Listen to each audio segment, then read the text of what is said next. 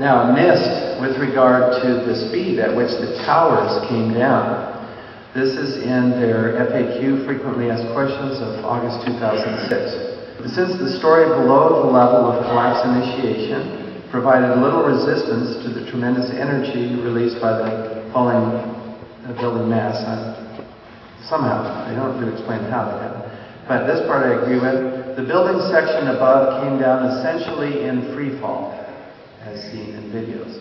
Commendable honesty. But how do you do this trick? You see, how do you do this? Well, we set up a thought experiment. So what we're going to do is take these 15 floors and we're going to drop them on the building below. Some 85,000 tons of steel, not to mention, a lot, hundreds of, I don't know how much concrete, a great deal.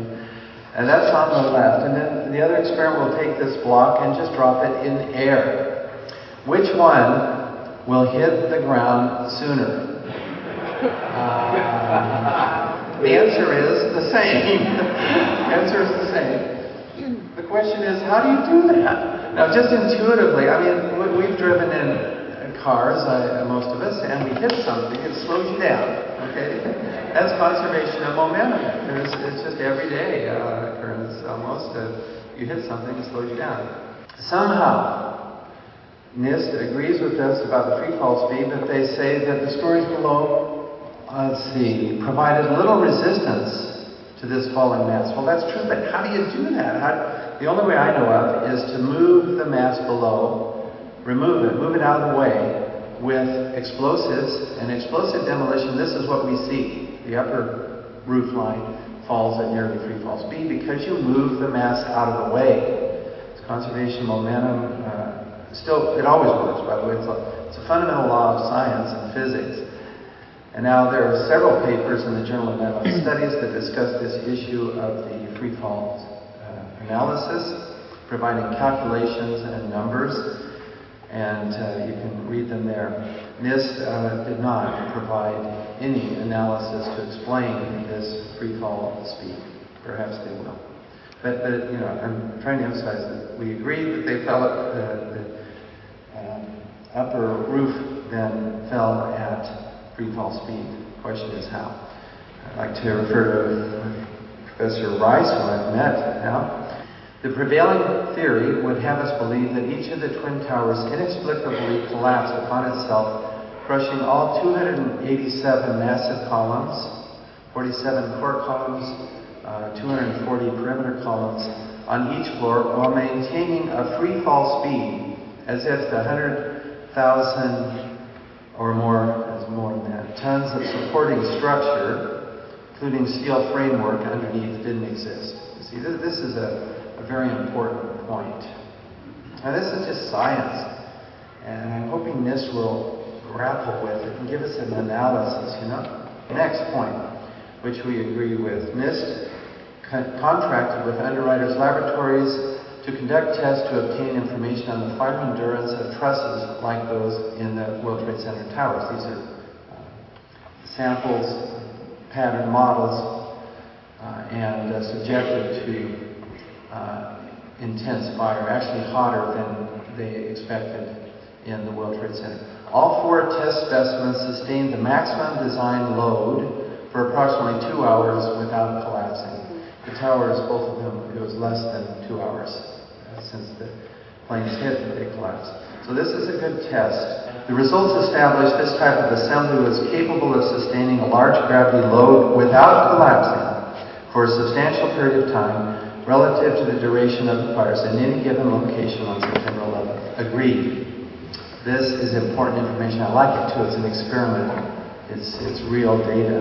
But then, how do you explain what happened on September 11th with these data in hand? Okay, but we're trying to start with what we agree on.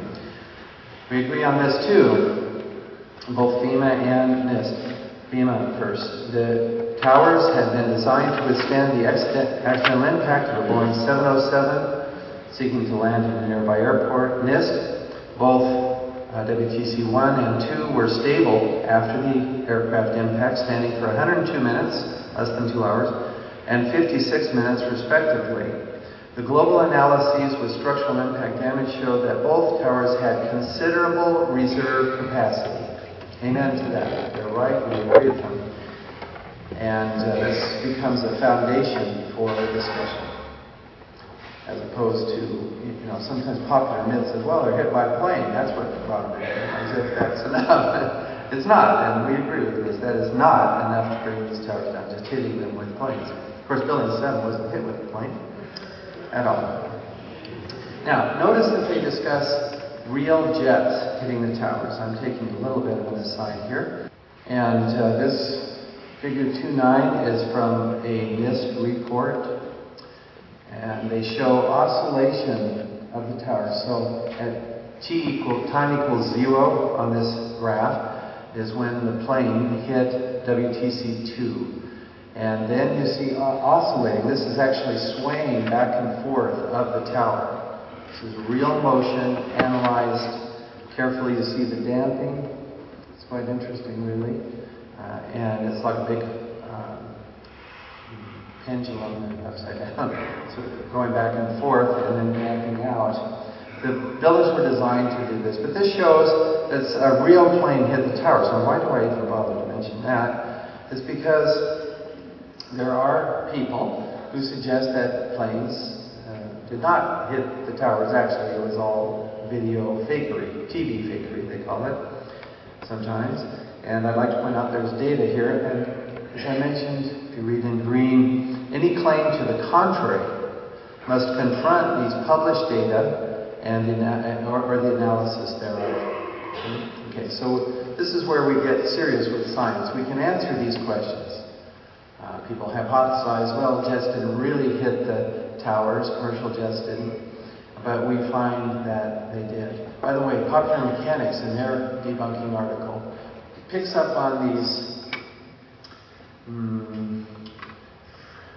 hate to say fringe, but unusual hypotheses. What's your word for straw man? Okay, that's a pretty good term for it.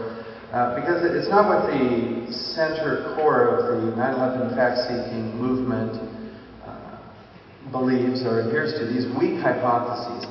The scientific method is like a filter. And so you have a hypothesis.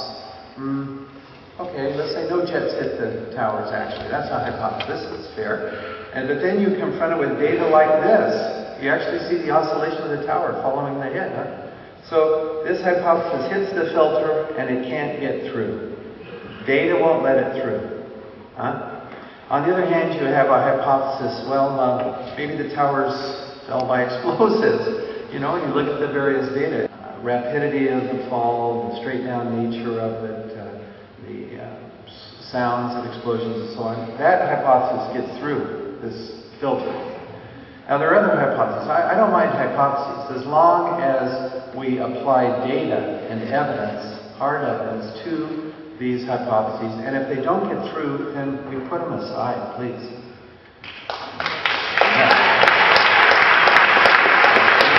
How was the operation data derived? I'm not going to go into detail, but if you read in this report, it's talked about it. They used window reflections and moire patterns. So you can read about it there.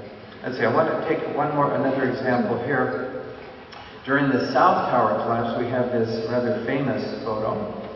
And indeed, it looks like a mushroom cloud. This is taken, viewed from the south, as I recall. And it looks like there's this tremendous mushroom-shaped cloud going up. What is that? Well, based on this photo and some of the data, but really largely this photo, we accept, okay, it's a hypothesis, we're going to see if it fits the data. And then a micronuclear bomb in there, it's a mushroom cloud. Huh? But if we look at the same situation from a different viewpoint, we get more data. Now here we're having these hypotheses confront more data now. See if they can get through now. Viewed from the west, we see that what we thought was a mushroom cloud is in fact just a plume of smoke from the north tower passing over the south tower as it falls, so that it looks like a mushroom cloud. If you put your hands to this plume spreading out, You see it here, and then here you see it. Oh, it looks like a mushroom cloud, but it's not from the south tower. It's smoke from the north tower blowing over, you see, and spreading out. Aha! We don't need a micronuclear bomb to explain that. See on the left? Now you see the smoke drifting over during the collapse of the south tower. Okay, that's a little more data from the other point of view.